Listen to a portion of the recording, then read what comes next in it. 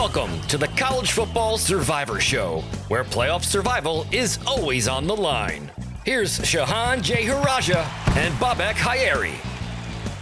Hey everybody, it's the College Football Survivor Show. I'm Bobak Hayeri with my co-host Shehan J. Haraja, national college football writer for CBS Sports. We love college football, and during the season, we look at the race to be the college football playoff champion. In the offseason, we broaden to some bigger issues in the sport, as well as some more interesting ones, just topical ones. And today, we're looking at some of the key position battles in the spring. But before we dive in, let me remind you can find us on X and TikTok at CFB Survivor Show, where we have video highlights of the show, run polls, and listen to your feedback. Please take a moment to like, rate, and subscribe to us wherever you get your podcasts. Now, I'll just acknowledge that there's a swirl of college hoops all around us as we wrap up March Madness here on, it's actually April 1st as we do this. I was debating about April Fool's gag, but I'm like, this will probably be out tomorrow. So I decided to stay away from that. Somehow, I don't know if it's just the evolution of the internet, but I haven't been duped as much or even seen that much this year. That used to be the whole thing. You know, I remember, okay, now this is so weird to talk about the internet in like an old man internet sense, because when I was younger, old man meant like there was no internet for those people.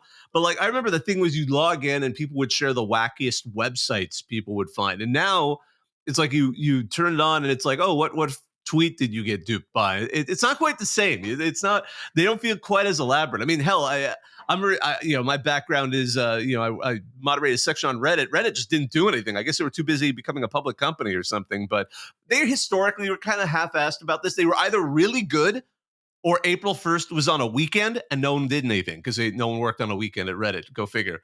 But so anyway, what are your thoughts on that before we dive into this?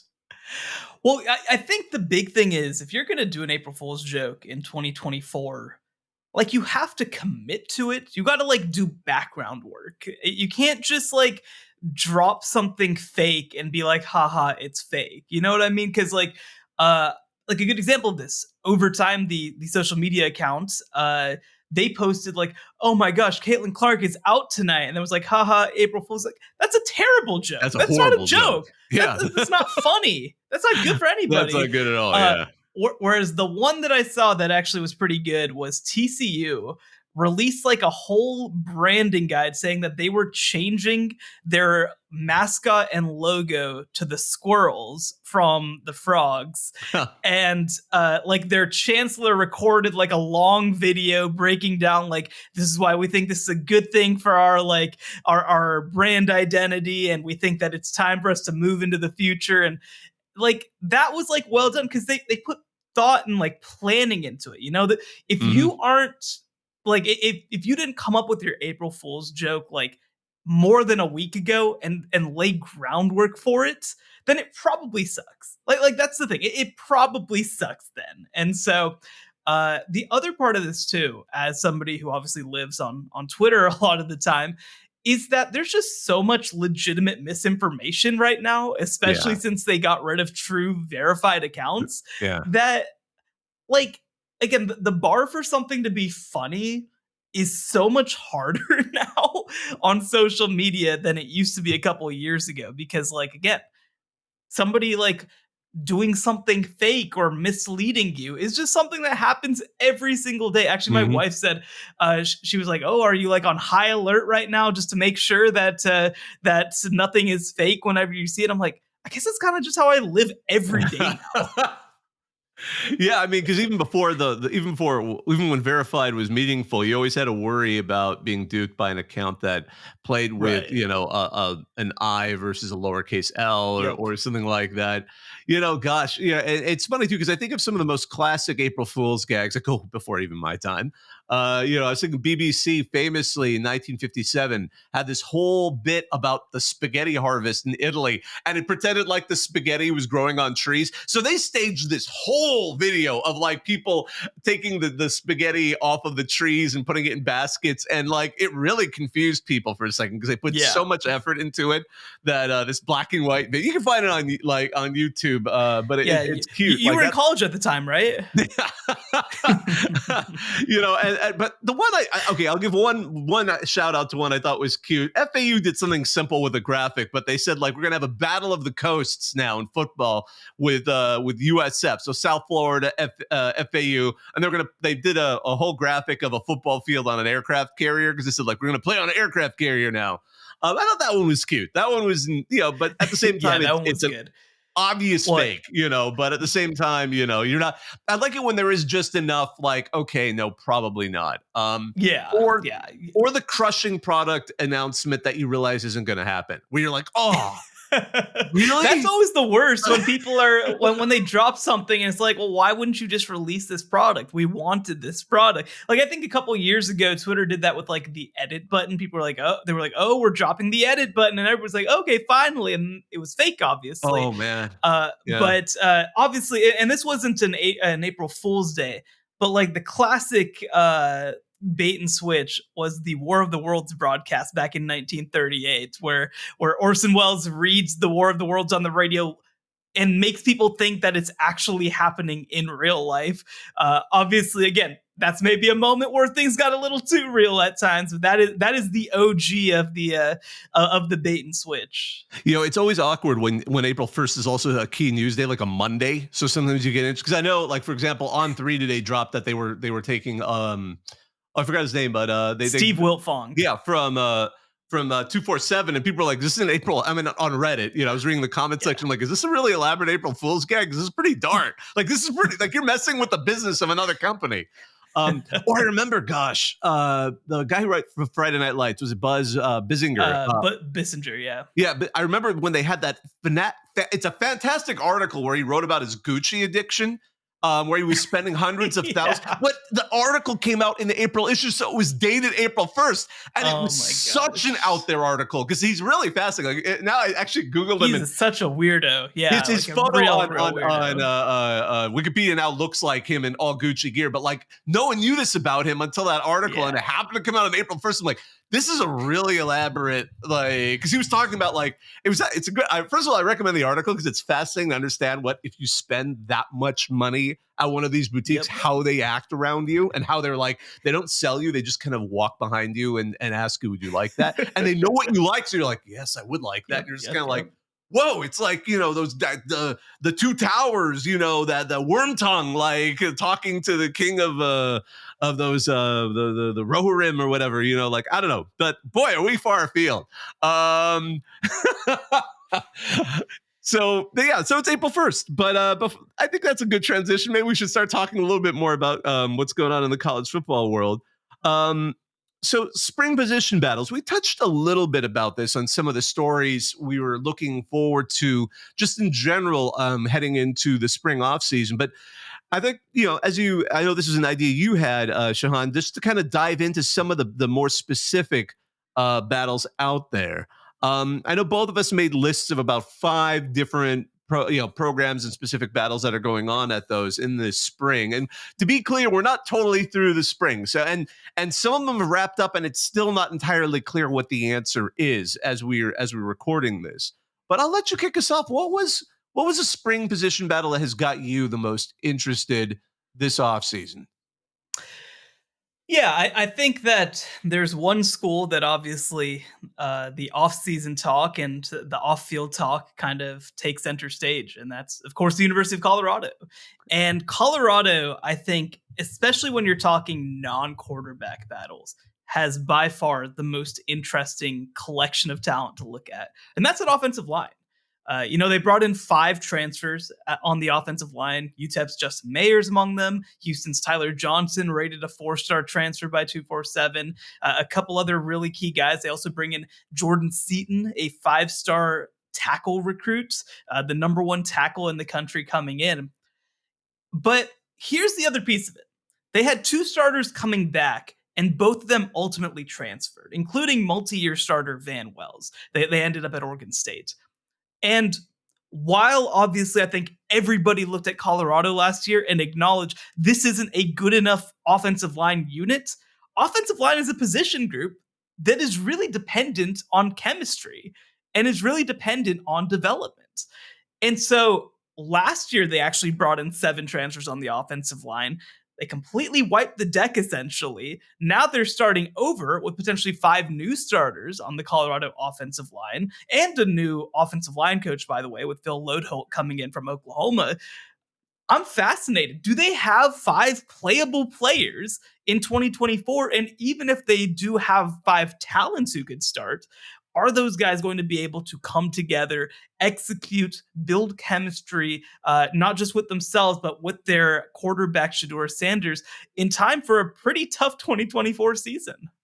Yeah, that is probably one of the most spectacular rebuilds that's going on right now. And I admit, I was so focused on looking at some of the very top teams that I didn't even think about them. They once again Deion's create. Except this time, I think we were all waiting for it. We knew it was coming. We knew they had some issues on that offensive line. It ended up being bigger than ever. And also, we know his willingness to completely flout recruiting traditional conventions and go his own way and just kind of bring everyone in.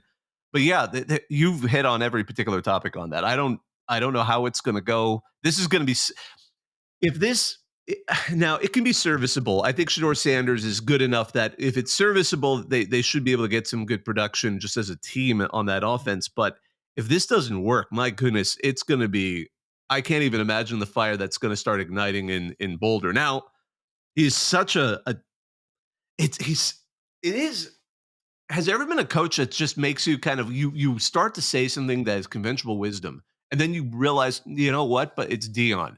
Because I was about to say, like, if this next season doesn't go well, he's going to be on the hot seat. I'm like, but is he? You know, that I found myself saying that because I'm like, his value to Colorado is so unlike any other coach has ever had to a program. I mean, I just don't think at FBS we've ever had a coach who lands, and even if there's I think the fans will stick with it. The attention will stick. The attention, that's the important part. The TV ratings, the interest will stick with that program, even if he makes some pretty critical mistakes. So still, I think that is one of the most intriguing battles because it isn't just a battle. It's a complete, it's it's like, how do we even stage the army for this? My goodness, I love that one. Yeah, and I think the other piece of this too is I had somebody ask a good question on Twitter because I had mentioned this as a top storyline for Colorado heading into 2024, and they kind of asked, well, you mentioned chemistry being such a big piece, but NFL offensive lines they switch out guys all the time, and they manage to just kind of slide guys in, and they improve, et cetera, and kind of asked me like, why would college be different? And there's a couple pieces of that because it's a really good question.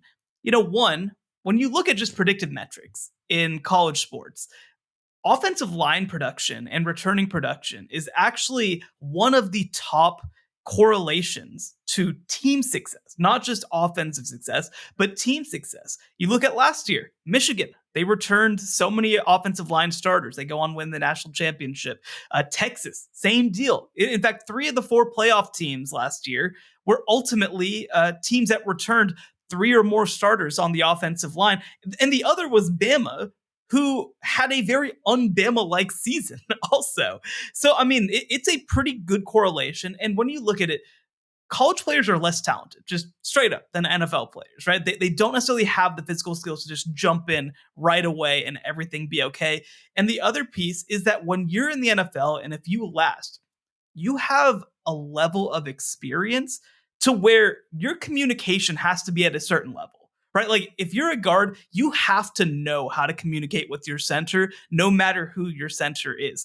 When you're talking about 19-year-olds starting on the offensive line, that's not necessarily guaranteed. So it's going to be a huge dynamic for them. I mean, if this doesn't work, right? Like, I think that they're going to be improved off of last season regardless. They got better in the trenches along the defensive line, but they have a pretty tough schedule once again. So for them to be anything more than kind of flirting with a bowl game, I think that this has to turn into a league average offensive line unit. And that might be even a lot to ask.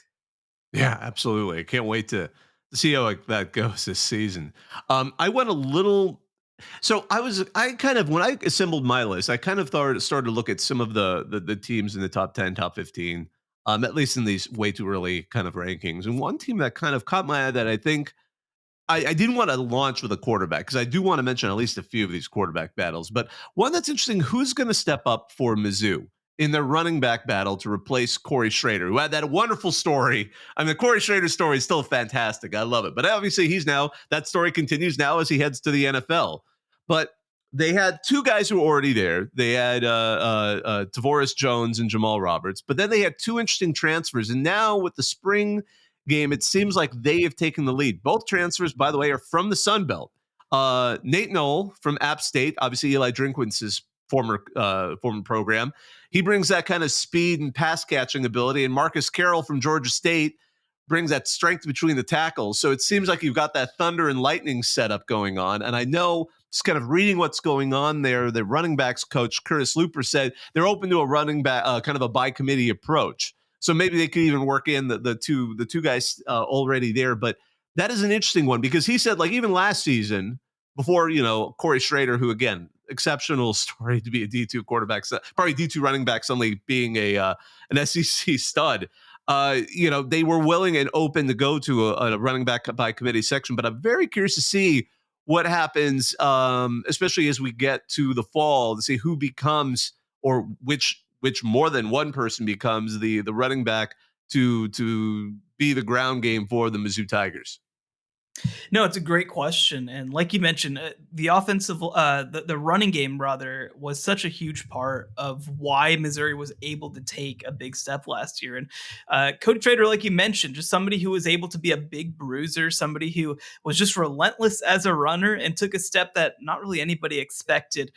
I'm going to be curious, right? They kind of have some stylistic choices they can make. Are they going to try to find somebody who's a little bit more of a speedster? Are they going to try to find another more physical back? And the other part of this too is that when you talk about their offense, right? You're talking about Eli Drinkwitz coming from the Appalachian State tree. So this is a great zone blocking unit in general. And they made an addition on the offensive line and Caden Green, the Oklahoma transfer, to kind of shore up one of those offensive guard positions. But what they really want to do with this running game is set up that passing game, is create opportunities for Brady Cook to connect with his outstanding group of receivers. So I agree. This is going to be a big one because, they had a workhorse last year, and maybe this year it won't necessarily be as consistent. So who do you have next? Yeah, let's go ahead and move to those quarterbacks. I'm going to group two of them together because I think that you can't not talk about these two programs together. Ohio State and Michigan. So to start with Ohio State, they were aggressive. They added Will Howard from Kansas State in the transfer portal, but they also have a number of young players who are going to be pushing for playing time. Devin Brown started, of course, the Cotton Bowl last year against, ironically, Missouri, but was dealing with some lower body injuries. Looked pretty terrible, to be frank, in that game. And then Lincoln Kienholz comes in. He is clearly not ready, and he was always a bit more of a developmental type quarterback coming from South Dakota. But then they also made some big offseason additions. Aaron Noland was a long-time commit with the program, and actually they added Julian Sayin, who basically said, I'm showing up here. I don't care if you want me or not. I'm going to come after Nick Saban left Alabama. And so to have 5 guys in that room who I think legitimately have a chance to compete for playing time, that's unbelievable. I did an article a little while back talking about the deepest quarterback rooms in America.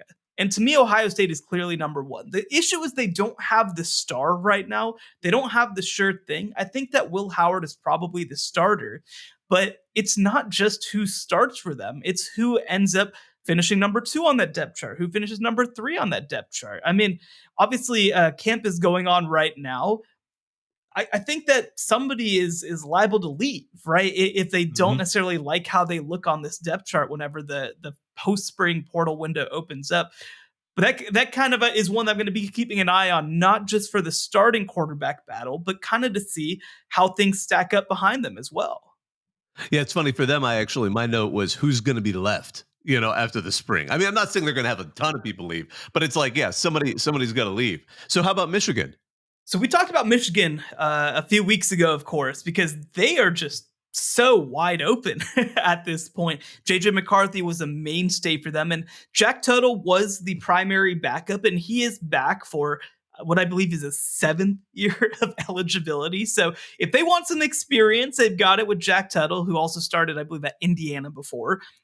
But they've got a couple other pieces to factor into the rotation as well. Alex Orji managed to work into the rotation as a running option last year, but there's still some questions about his ability as a passer and whether he's ready for that kind of role. I'll be curious to see with Sharon Moore taking over as head coach, whether he leans on more of a runner. They've got also Jaden Denegal coming back as sophomore as well. I've heard some really good things about him that potentially Michigan staff thinks that he is a little bit further along as a passer than people expect. And then the other piece, too, is that Jaden Davis, a freshman quarterback coming in who's early enrolled, is somebody who can't be ignored as well. He's one of the top quarterback recruits that Michigan has landed over the past couple of years. He actually ended up falling down the rankings just a little bit after he committed, but a legitimate borderline top 100 player and a top 10 quarterback in the class of 2024. He's somebody who people think could be a star down the road as well. So I think the other piece of this question is you have options and choices to make here if you're Michigan. Do you want to go all in on a heavy running type situation? And I think Alex Orji's the guy if you want to do that. Do you want to bet? Is 2024 a rebuilding year? Do you kind of just let it ride and say, we're going to go with the guy who we think is our future? So maybe Jaden Davis is that guy if you go in that direction. Or do you go with somebody who's a little bit more proven, a little bit more of a passer like Jack Tuttle to maybe be that kind of gap year in some ways? Or is Jaden Denegal ready potentially to step into that role?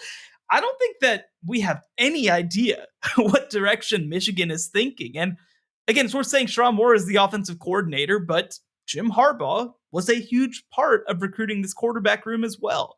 And now you have a situation at Michigan where they're going to need to choose a direction in a lot of ways. And at this point, and even with the great reporting coming from the University of Michigan right now, I don't know if anybody really knows what way it's going. Yeah, it's a great question, and as you said, like with Jaden Denegal, I mean, I think he's a pro-style quarterback. So is that something that'll fit with what Sharon Moore and Kirk Campbell kind of envision for the offense heading into the season? So, and that kind of goes back to also the Ohio State question. I mean, if there was going to be a bit of a surprise with who becomes a starter there, it's because Chip Kelly, coming in with his own vision, and he's got a very, say what you will, he's got a very firm idea of how he likes to run an offense, and he's talented at it, and that's the whole reason he was willing to go to a coordinator job from being a head coach. The kind of the quirks, or not the quirk, but the preferences of those individuals could be the determining factor here that might surprise people when raw talent or other reasons. Because it's so funny too. I love the Michigan one's absolutely a mystery because as we said in our earlier show a few months ago at this point, it could very well be that they just go to this transfer portal when all is said and done in the spring portal window and just pull one of the guys maybe we're talking about for another team who might want to be a backup because they don't like what they have right there. But it's very intriguing, and Michigan, given where they were, especially as the reigning national champions, I don't know if there's ever been this mysterious of a quarterback controversy heading into the next season. My God, I love that one. So going to another CFP semifinalist, Texas's defensive line. Because I mean, Quinn Ewers, great. We could get Arch Manning thing, but it's Quinn Ewers. I mean, quarterback. But the defensive line. I mean, who replaces Devondre Sweat and Byron Murphy? Pardon me. Those are two incredible talents. I mean, Outland Trophy, Big 12 Defensive Lineman of the Year. I mean, they just basically shared the various awards that were out there. We got a new defensive line coach in Kenny Baker. So, you've got, I doubt it's going to go very different. I mean, he's obviously an experienced gentleman over there. But they've got veterans. They've got Alfred Collins. They've got Vernon Broughton. They got that transfer from Arizona, Tia Sevilla. I don't know how to say his full first name. I've looked at it ages and ages and ages, and I'm miserable with these names. I think it's like Tia Li'i.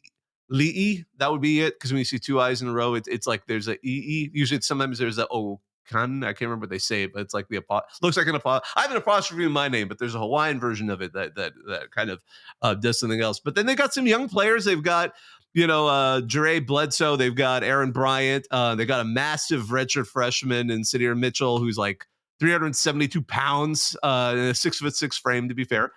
So that could be a kind of a behemoth to replace the outgoing behemoth Sweat. And they even have a great true freshman coming in with Alex January.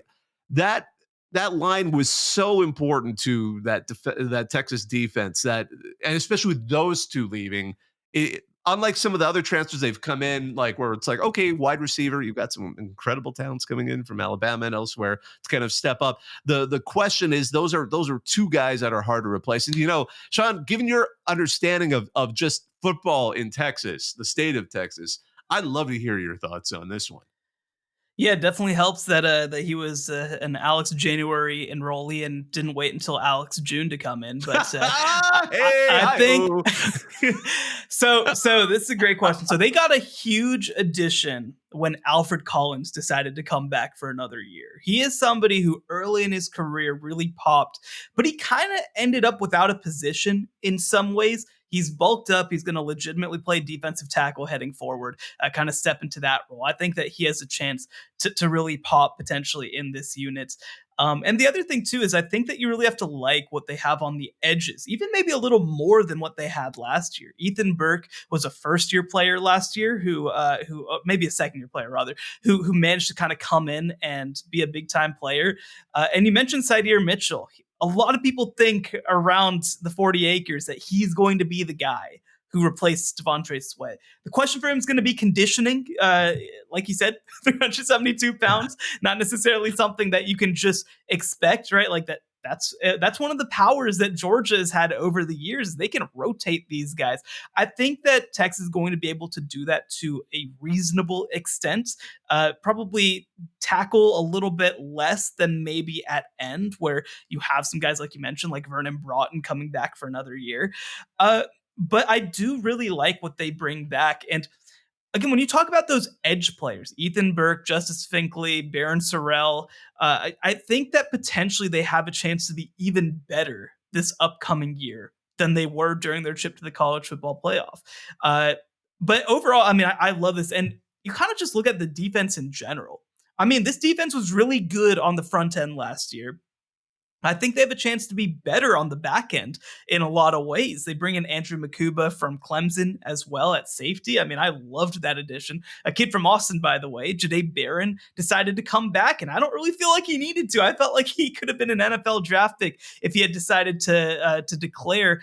And I think the other piece too, when you talk about even just as when you even talk about as just edge rushers, they've got guys at linebacker in Anthony Hill and Trey Moore, a transfer from UTSA, who are going to factor into that rotation as well. So I agree. I mean, if they can fill those interior defensive spots with guys like Alfred Collins and Sydir Mitchell, I mean, everything's kind of there for them on the defensive side of the ball.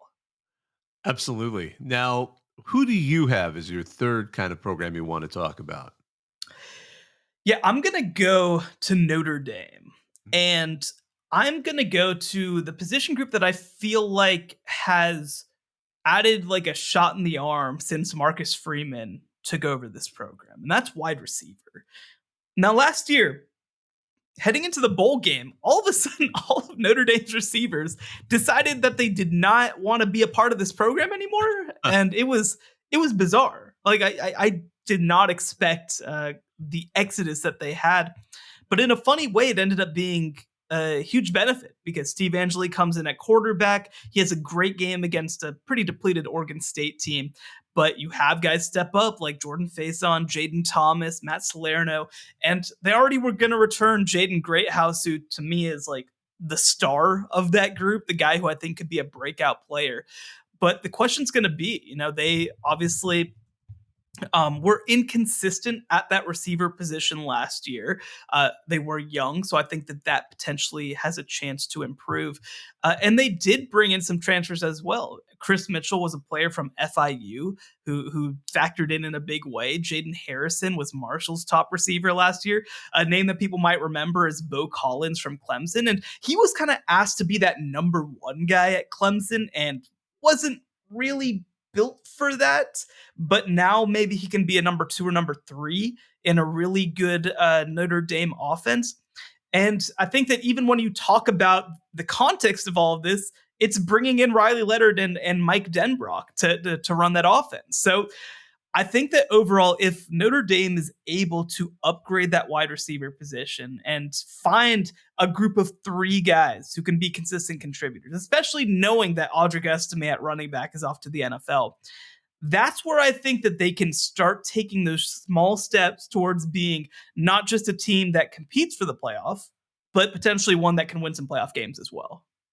See, I'm glad Steve Angeli had a good bowl game, because otherwise that would have set up like they knew who the backup quarterback was, and they were like, you know what, I want to look good to the NFL, you know. So, but no, like, thankfully he did okay. You know, by the way, it's so funny. I know one of like the 10 really serious FIU football fans out there, and he was crushed when they lost Chris Mitchell to Notre Dame, which is a good sign for Notre Dame that they got someone who was good. But I mean, because FIU, they are in, honestly, you feel it's an enormous universe. I've been on the campus. It's actually really funny, by the way. If you ever get a chance, if you're into looking at Google Maps and observing things, good, like with the satellite view, FIU and FAU were actually old airfields. So especially in older views, now they've covered it up. You could make out where the runways were based on where the parking lots still are. But they used one of those, for example, to make room for both those on-campus stadiums. But you know, going back to, and I didn't want to bring up as one of my top 5, but also in Notre Dame, there's in the background, I'm a little worried about the quarterback position, only because Riley Leonard had been injured before, and now he just had a second surgery on his ankle with no timetable for return. So I assume now, so Steve Angeli, he's probably the one getting, obviously, the primary, he's the primary backup, and he's going to get the reps. But if they're, and again, I hope he has a full recovery, because he's an exciting player. And I absolutely want to. Hopefully he'll be there for the game against. So they open with Texas A&M. With Texas A&M, yes. That's going to be the story. We've talked about this. The storylines of the quarterback against his former head coach, and both now at different programs, which would be a whole other. You can have a whole other question about the state of the sport, right? But I hope he's healthy for that. But again, that's just another one of those ones in the background. I'm not on my first tier of position battles, but if Leonard has any kind of hiccups to his health, we're going to see another interesting battle of who's going to be the backup to Angeli. Well, and I'm going to make a connection that, again, wasn't on the main part of my list, but another one where the backup quarterback battle in spring will be incredibly interesting is Arizona State. Obviously, a team that struggled a lot last year, but Jaden Rashada is expected to be out the entire spring. And what on earth is their backup plan if Jaden Rashada isn't ready to go? So they're the guy who started the most games for them last year, Trenton Borget, he is back for another year. So like they've got somebody who's played. He wasn't very good when he played, so I don't necessarily know that that's their number one option. They bring in transfer Sam Levitt from Michigan State, another guy who played but not necessarily very well when he did get to play, which, to be fair, Michigan State, my God, last year they were just a mess, just a total mess. But like, if Jaden Rashada isn't ready, and to be clear, I don't expect this to happen, but like, Jaden Rashada has also been a name that people are like, well, will he enter the portal? Will he consider his options again? I don't expect it to happen, but like, it's, you know, there's always a little bit of flight risk with him. Like, that is not ideal. Last year, they had a running back and a tight end take snaps because they had so many quarterback injuries across the season. And all I'm saying is, Arizona State, I would encourage you to not do that again. You know, it's so interesting to say that, because I know people like to decry the portal in some ways, but I enjoy it. And the spring portal window is going to be absolutely intriguing because, first of all, we talked about it before we went on the air. Since we're talking about second tier guys before we jump into our next major picks, Miami's backup quarterback situation is absolutely intriguing to me because, you know, they got a good transfer from Albany, you know, the guy who took his team to the semifinal, Reese Poffenbarger. You know, he was originally signed with Old Dominion before he was there for a year, didn't play, and then played 2 great years at Albany. Over 6,000 passing yards, 60 touchdowns against 18 interceptions, his run in 8 touchdowns. Like, he's a good player.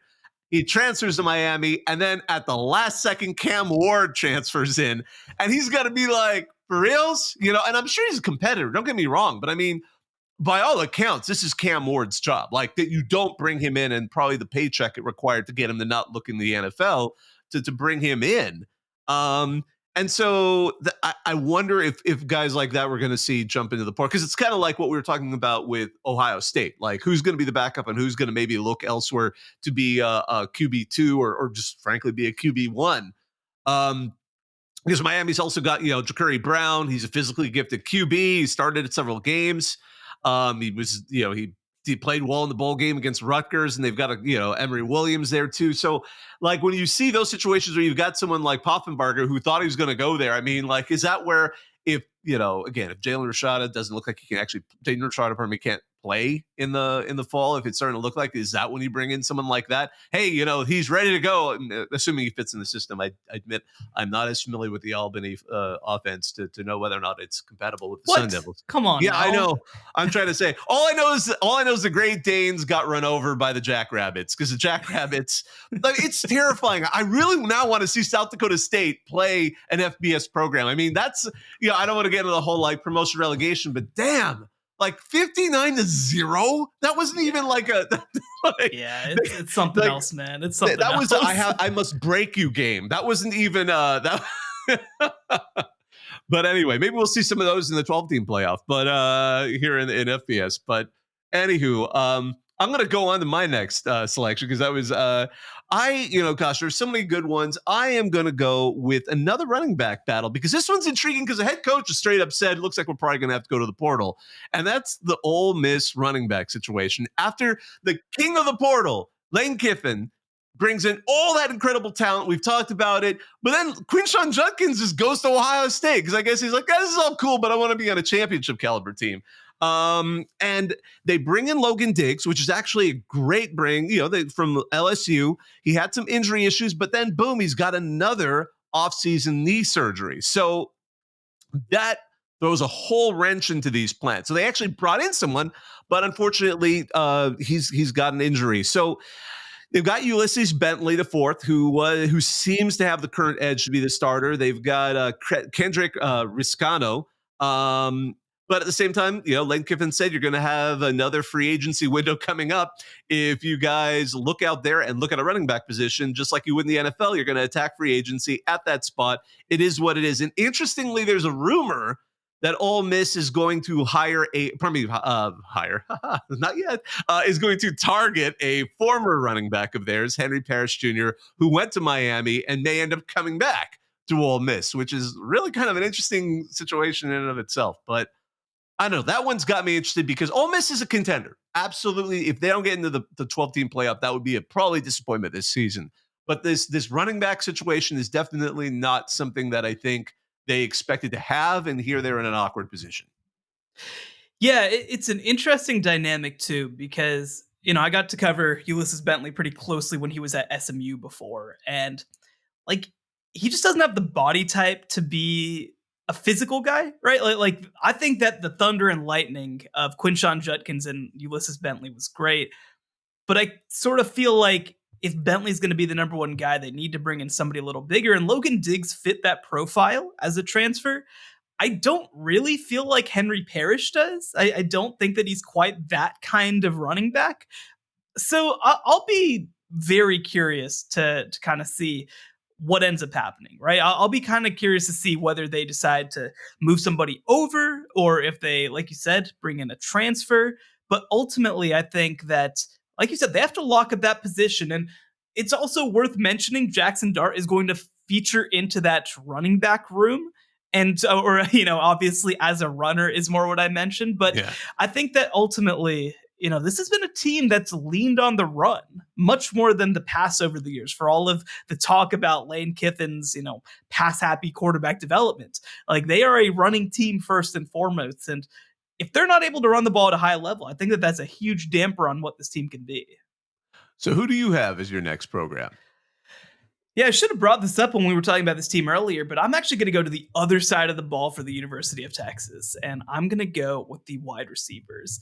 So this has been a position group that obviously has been a huge strength for Texas over the Steve Sarkisian era, and even to an extent dating back to the Tom Herman era. But they lose two guys who are borderline first-round picks in Xavier Worthy and Adonai Mitchell. And look, I think that Quinn Ewers, who probably will be the first or second quarterback taken in the draft next year, like, I think he's a good player. But I also think he benefits a lot from having some great pass catchers. And not only do you lose those two guys, you lose Jatavian Sanders at tight end as well. Jordan Whittington is graduating. It is a full reset of that wide receiver room. And they've recruited the position well, but they have a lot of guys with a ton of talent who haven't actually played very much with each other in this room. So Isaiah Bond comes in from Alabama. He was kind of the guy who I expected to be the breakout player in the Alabama offense next year if he had come back, but of course now at Texas. Matthew Golden was a Houston transfer who's, I think, a really great player, but now obviously stepping into a different kind of situation. Silas Bolden, I expect to kind of step into the role that Texas hoped that they were going to be able to get from Isaiah Neer, the Wyoming transfer, before he tore his ACL, as just a speedster. And then on top of that, they've got recruits that they've brought in, like Jonte Cook, a former 5-star, Ryan Wingo, a top 10 player in this year's class, DeAndre Moore, a late addition last year. But I've just named a lot of guys who are incredibly talented who haven't played football in this offense. And so the question's going to be not can you get 2 or 3 or 4 good wide receivers, but can you get guys who are going to be able to play at the level of what Texas got last year?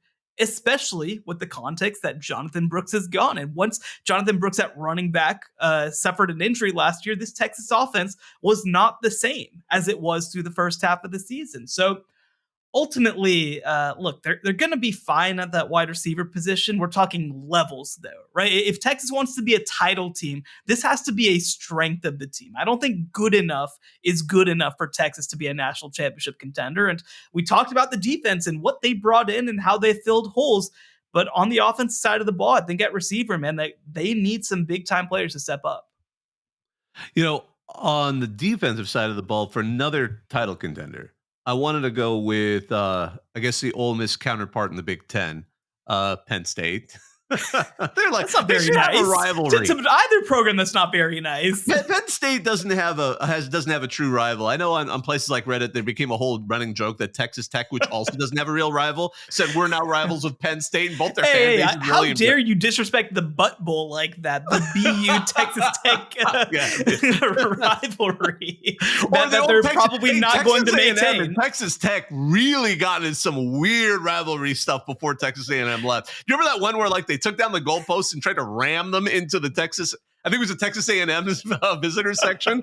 I mean, like that is beyond wild in terms of fan bases. And then like, I think it was Texas A&M had a really like this, the classless clowns in Lubbock was posted in one of their official publications the next season. And now we have to pretend that Texas A&M cares about South Carolina instead. Come on, college football, get over yourself. Well, thank goodness we get them back against the Longhorns again. At least we'll get some true rivalry there. But with Penn State, though, their cornerbacks have always been great, but they're all going to the NFL draft. So you have some good transfers from Georgia and Florida. You got A.J. Harris, you got Jalen Kimber, you got Cam Miller returning, but you also have obviously Tom Allen there as a defensive coordinator. So I'm kind of curious to see who emerges out there. Now I know that Harris seems to be a front runner there for at least the outside, but rebuilding that, because for all of its flaws, you know, Penn State's defense has been strong, and their ability to control, you know, the pace of the game has been one of their best strengths. Because they had some, you know, even you look at some of those losses, they were close, you know, in the regular season. They were disappointing, but they weren't blowouts. So this is an area that's important to the Penn State identity, and I'm very curious to see who steps up for that team. Yeah, it's a great question, and you know, it's funny. Penn State is one of those programs that I just feel like you assume that it just keeps going and keeps rolling, but there's no guarantee with this stuff, right? I mean, it's really difficult to fill. And the other piece to mention too is that Manny Diaz, is, like you mentioned, is out, and he has a specialty in the secondary. So now Tom Allen coming in, and I think that, you know, for me, I love that front still for Penn State, and that's going to help buy them some time to develop some of those secondary pieces. But you're absolutely right. I mean, they have to grow up quick, and I think that this was always going to be the year for Penn State in 2024, and I think that trying to get those guys up to speed on short notice is going to potentially make or break their season. Yeah, so let's go ahead and move on to my next one. So we haven't really hit the ACC very much. You mentioned Miami's backup quarterbacks, but I think that we can do a little better than that. Florida State, man, like there's so many positions that we could talk about whenever we're talking about replacing Florida State. But I do think that ultimately trying to replace some of those pieces on the defensive line, that's I think is going to be a huge part of the battle, because when you talk about Braden Fisk, when you talk about, their defensive end rotation, some of the guys that they're losing there, like this was such a strength of this team. We talked about it a lot last year, of course, but this was a defense-led team last year in so many ways. And so I think to kind of to see so much of their front leaving, we saw the consequences when they played against Georgia. They don't necessarily have that depth available right away. So I think that trying to find some pieces to come in, solidify that group is going to be a huge part of the discussion. Now, they hit the transfer portal in a big way, like they always do. And, bring in Sione Lolohea from Oregon State. He's somebody who should be a major contributor at defensive end. I think he's probably going to lock down a starting spot. Bring in a West Virginia transfer as well. They bring in a Colorado State transfer, Grady Kelly. So, and also, by the way, the I don't want to say the X factor, but sort of the wild card maybe to factor into the rotation is Marvin Jones, the Georgia transfer, a legacy, of course, at Florida State, and somebody who just gives them a level of talent at edge that they have not had in a young player in a very long time. Obviously, Jared Verse as an older player was that kind of player, but Marvin Jones as a 19-year-old, I think, has a chance to factor into some pass rush rotations and potentially come in for some specific packages as he learns the defense. And again, this was a team that was so dependent on their defense to make things happen last year, and it allowed their offense to just go out and be great. Well, now I think, it's going to need to be a little bit of the other way around, a more consistent, solidified offense, trying to wait for that defensive line rotation to grow up. But I do feel like they have the pieces. I'm going to be curious to see who comes out of it. Yeah, I think Florida State, is an interesting bookend with Colorado, only in the sense that both of them have so much rebuilding to do in some of those positions. And I think that is a great selection. I want to keep us moving just a little bit quicker as I wrap up with my final one. I actually went, and this is a debate because there were other teams I could have gone with. We talked a little bit about, for example, a backup position battle. Another one I would mention there would have been Utah, because Cam Rising's going to be there, but who's going to back him up? There's a bit of a question there. There's some other great teams. You could talk about the Florida quarterback battle. Is it still going to be Graham Mertz? There's going to be DJ Lagway. Nebraska. It'll be Mertz. That one's Mertz. Yeah, exactly. With Nebraska, that was a little more intriguing because I could see Dylan Raiola. He seems to be the favorite to be the starter, but who knows? And then Arkansas's quarterback, they're not probably going to be competing for a title, but my goodness, with Taylon Green there, and then you got already Criswell there, who had been from UNC. And to see just what we're going to see, you got a whole new question with the offensive coordinator position. But instead, I'm going to go back to another championship contender from this past season. In fact, let's go with the runner-up, Washington's quarterback situation, because we have a whole new head coach. We got a whole new lineup now. They brought in Will Rogers from Mississippi State, who, as soon as Kalen DeBoer said he was going to Alabama, entered the portal, but then stuck around. He's there now. Jed Fish is there, who can obviously develop a quarterback, and he did not bring his starter from Arizona, but he brought Damon Williams Jr., a four-star prospect who had signed with him at Arizona. So he's now following Fish to Seattle. They have Davis, who's a four-star prospect. And, they've also got to replace a bunch of people on the wide receiver core who they're throwing to, because, again, they had Odunze, who was a phenomenal guy.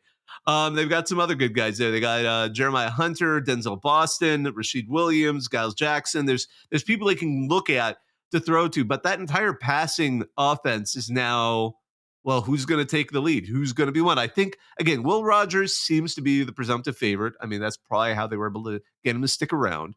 but it is still the reigning national runner-up, and we're still not entirely sure how that offense is going to be put together. So that is one where I'm looking forward to seeing how it develops and who we see, leading that passing attack come the fall. Yeah, it's a great question. I'm gonna move to my final group, and this is even less of who's going to start, as much as it is. So are we gonna just like figure this thing out a little bit, or is this gonna be not the worst thing I've ever seen? Let's talk about Auburn's quarterbacks. So Peyton Thorne is almost certainly the starter heading into next year. They do have a couple interesting young pieces. Holden Garner, Walker White is a freshman coming in, but like I do not understand how Auburn's passing game has been so bad the past not just year, but like 3 years. And you look at their wide receiver rotation. I mean, my God, right? Cam Coleman coming in as a 5-star, Perry Thompson as a 5-star, Caleb Burton was a former 5-star who transferred from Ohio State. You got Sam Jackson the fifth transferring as a quarterback from Cal to Auburn to play wide receiver. Like, there's no excuses left at that position. Now, obviously offensive line plays a little bit of a role in that as well, but I mean, come on, Peyton Thorne. Where is the Peyton Thorne who played off of Kenneth Walker and led Michigan State to 11 wins? That was nowhere to be seen last year. They had an unbelievable streak of games. I think it hit like 8 games against power competition in a row where they didn't hit 100 yards passing. Like that feels impossible. How do you not throw for 100 yards in a Hugh Freeze offense? Hugh Freeze, sorry. I'm so worked up I can't even say words anymore.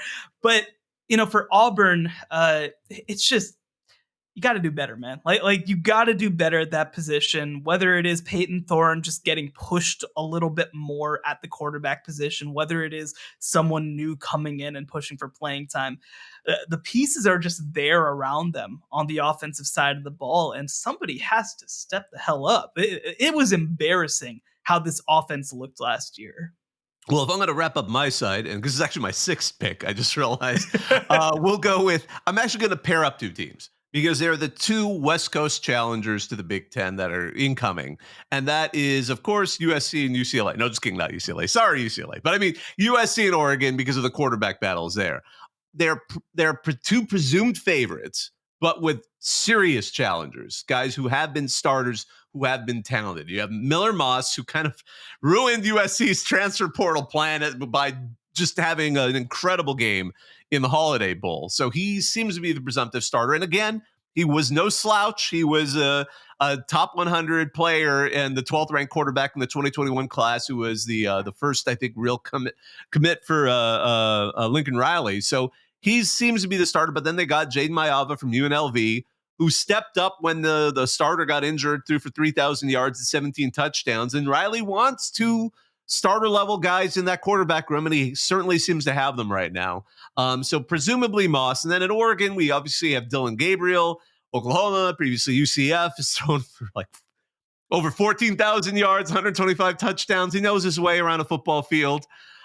He's there because I think he knows that there's also a chance to elevate his stock. I mean, Oklahoma fans were happy with him, but they were curious to see how he was going to do against a young guy there. But so at Oregon, it seems like he has an opportunity to step it up. But Dante Moore, UCLA, originally had committed to Oregon, went down, played for Chip Kelly, had that true freshman uneven year that you kind of expect. But if he can shake that stuff and rise to the talent level that had got Oregon interested in him to begin with, he could also throw a potential wrench in that particular quarterback battle. So those 2 schools, I think I'll round up my particular list, only because I think they are likely to go to 2 starters, but I would not be entirely shocked if it went the other way. Yeah, it's a great question. I'm going to be especially curious how they handle Dante Moore at Oregon, because like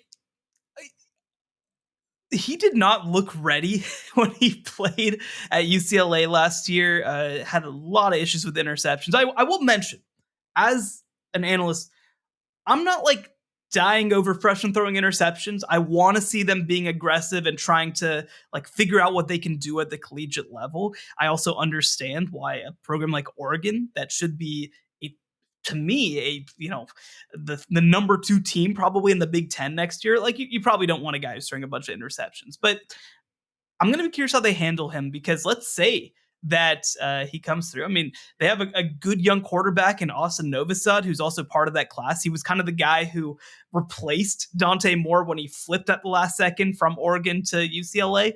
So he'll have to compete with him as well. Of course, like you mentioned, Dylan Gabriel back for another year, or coming in for a year. So it's going to be an interesting dynamic how they just keep him happy in a lot of ways as well. He was the number 3 player in the class of 2023 coming out, a big time player. So will he be happy just being a bench warmer for a year? And look, Will Stein has done a great job as offensive coordinator at Oregon. I think that Dan Lanning has set a very strong culture, and Oregon's a place where everyone wants to be right now. And so I do think that gives them some advantages, but it'll be fascinating to see whether they find some packages for him, if they start him maybe an odd game or two, maybe let him play a full second half if they're up big.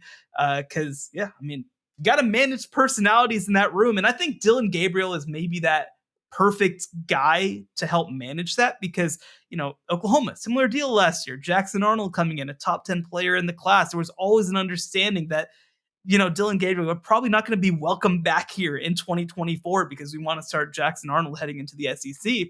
And he managed that situation just fantastic. I mean, he is still beloved at Oklahoma for what he did there and for how he was there. So maybe that's just the right guy to manage all of this, but it's going to be an interesting dynamic. There's going to be a lot of hurt feelings if some guys don't get on the field. Absolutely. Well, these were some interesting teams. So just kind of go over the teams that we mentioned. So for Shehan, we talked about the Colorado offensive line, Michigan, Ohio State quarterback battles, the Notre Dame wide receiver room, the Texas wide receiver room, the Florida State defensive line and kind of just defense in general, and then the Auburn quarterback situation. I went down the Mizzou running back room, the Texas defensive line, Ole Miss running backs, Penn State cornerbacks, Washington quarterbacks, and the Ohio State, I don't know how I translated that, the USC and Oregon quarterback situations. And we even threw in some words about Miami, Utah, Florida, Notre Dame, Notre Dame's quarterbacks, Nebraska, and even Arkansas. How did we went all over the place. What an exciting one. But before we wrap this up, I wanted to ask you, just sort of go back to a question that has nothing to do with college football. I don't know if we've talked about this. How do you like to travel? Like, this is just a general question. What is your ideal way to go on vacation? Are you like, I like to go camping, go nature? Are you a city person? What would you say is your travel approach? Because I just popped in my mind because I just got back from a week in Vegas. And then we took a week off, but my kids were on spring break. So those parents out there know that's not a break at all. But I was curious, what's your ideal vacation? Yeah, that's a good question. So obviously I'm a new father, so that's probably going to impact how I approach this heading forward. But what for us, like, I'm a big city person. I love going to New York. I love going to Chicago. I love, going to Austin. I just like being able to walk around, go shopping, see different sites. So historically, I would definitely London. I have a lot of family who's from London, and that's one of my favorite places to go travel. So historically, I would say that that's the move for me. But now that I've got a 2-month-old at home, going to the beach and just sitting there for a little while also doesn't sound too bad. It's good to save those for that time. It's so funny. I haven't I finally did one of them, but my wife and I traveled a lot before we had kids. And I traveled a lot before I met my wife, and I was an only child, so I traveled a lot with my parents because they could just pull me around, and I was a well-behaved kid, which I didn't think about until I had kids. But I love cities as well, although I've done, traveling, although I'm not a camper, I like to end the night in at least a bed, but, goodness, I remember we saved some of the, there were plans we had, we did Iceland because we saved Iceland for that's an easy one when we have kids. So we put them in the car. We drove around the whole ring road over, a 10-day period. Really, really gorgeous place. Fun to travel. Great hot dogs, which you wouldn't expect, but that's the thing. I ate the rotten shark that they always see on that. It wasn't that bad. I went to the famous place where the rotten shark carcasses are aging outside. Then you eat them. It wasn't too strong, the ammonia flavor, but whatever. And the English countryside's one I want to do with my kids. I saved because I figure that one's easy because, worst case scenario, hey, everyone speaks English. It's not like the ones I did before I had kids were like China, India, where if my kid gets lost, I'm kind of more worried about what might happen, only because they won't know what to do at all. And everyone's like, there's going to be no language connection whatsoever, right?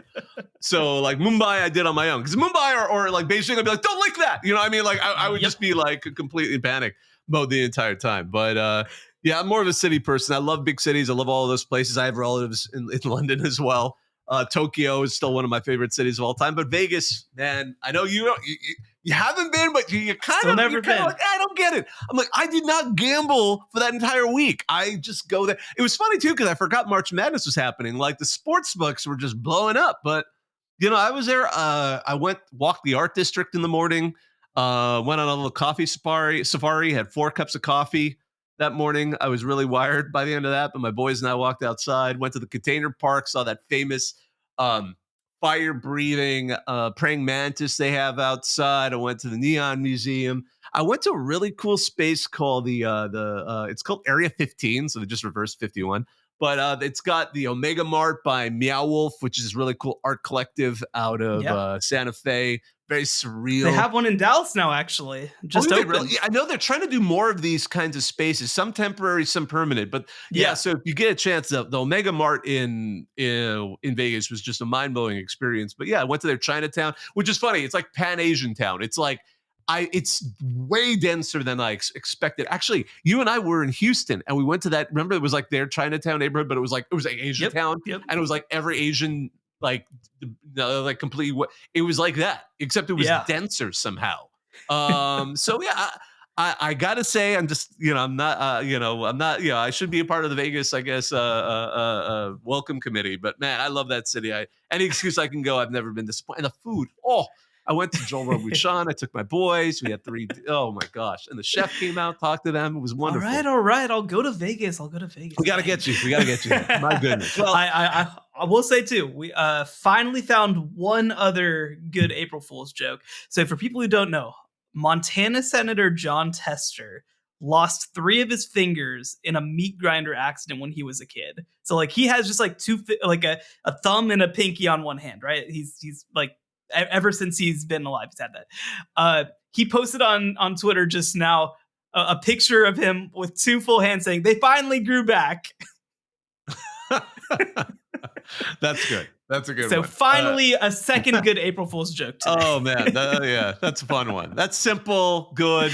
He's the only one who could make that joke. Too. Yes.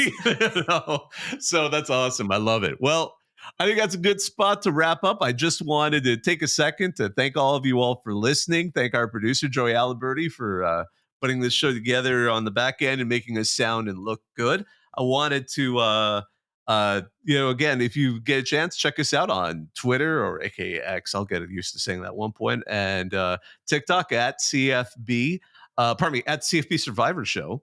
And I'm Bobak Kyeri. He's Shehan Jayaraja. You can find his work on CBS Sports and wherever you get your college football news. So on behalf of all of us, have a great one. The College Football Survivor Show, where playoff survival is always on the line.